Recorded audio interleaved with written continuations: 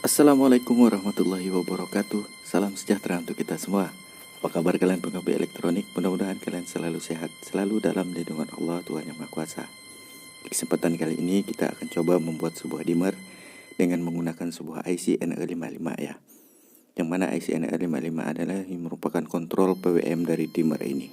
Oke sahabatku, tanpa berlama-lama lagi kita langsung pada skematiknya saja. Inilah dia skematiknya kawan, dan skematik ini telah saya terapkan di aplikasi pada pompa elektrik sawah saya.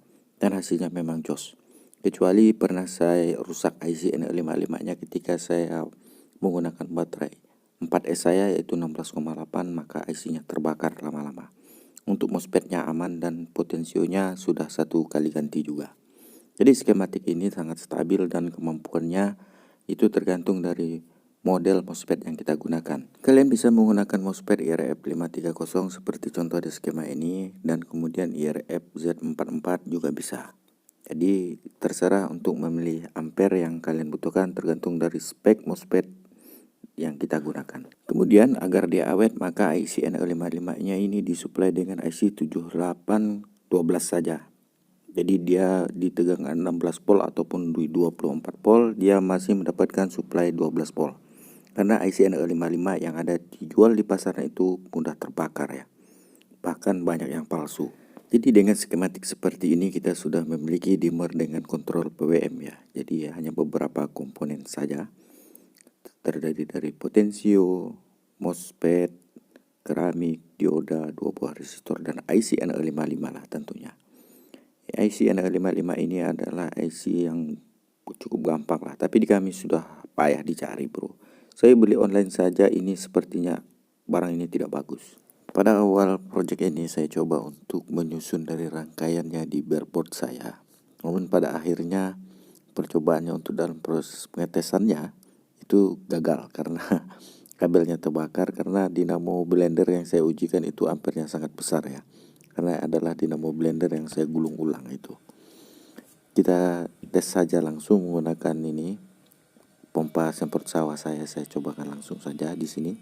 Kalian bisa perhatikan dan dengarkan. Ada bunyi semacam bunyi nada ya. Kalau kita di SD dulu pernah belajar waktu pelajaran kesenian itu semacam do re mi fa sol la si do. Itu adalah efek dari frekuensi yang dihasilkan dari IC NE55. Itu dari yang setelah saya gunakan yang bertahun ini dimmer di pompa semprot sawah saya, dia itu terus stabil ya. Jika kita pernah saya menggunakan 4S itu di 40 ampere baterai pack saya untuk pompa semprot sawah saya, dan dimmernya masih aman kawan. Ini tidak apa-apa. Dengan setelan semprot yang paling debu itu yang paling halus untuk nyemprot padi rumput pada padi itu kan kita harus menggunakan spray debu yang paling halus. Itu masih mampu walaupun dinamonya berat bekerja itu dengan dorongan yang sebesar 40 ampere. Tapi dimmernya masih santai bro. Untuk dimmer MOSFET dengan tipe PWM IC NE55 ataupun IC yang lain LM358 juga bisa, saya pernah coba itu. Sama bagusnya dengan IC NE55. Masih mantap deh bro, tidak panas overhead gitu, tidak panas-panas sedikit lah begitu. Dan dia juga hemat energi kalau menurut saya ya. Kita bisa bandingkan dengan dimmer yang kita buat sebelumnya lah, menggunakan transistor, menggunakan MOSFET tapi dengan hanya 2 komponen itu tidak bisa untuk ampere yang besar. Itu potensinya pasti terbakar. Nah sekarang coba kita gunakan dinamo bor saya ini. Kalau ini sih mah lebih enteng lagi dia menghandlenya. Jadi kestabilannya itu betul-betul stabil kalau kita menggunakan dimmer dengan kontrol PWM seperti ini. Jika kita ingin menggunakan tegangan di atas dari 16 volt, di atas 12 volt saja kita itu harus menggunakan IC regulator ya untuk IC-nya. Karena kalau tidak itu IC-nya akan cepat mudah rusak. Kecuali IC yang cabutan lah dari papan pabrik PCB yang bekas-bekas apa gitu kan, itu lebih tahan. Kalau yang sekarang beli di pasar itu aduh saya tidak jamin lah itu asli.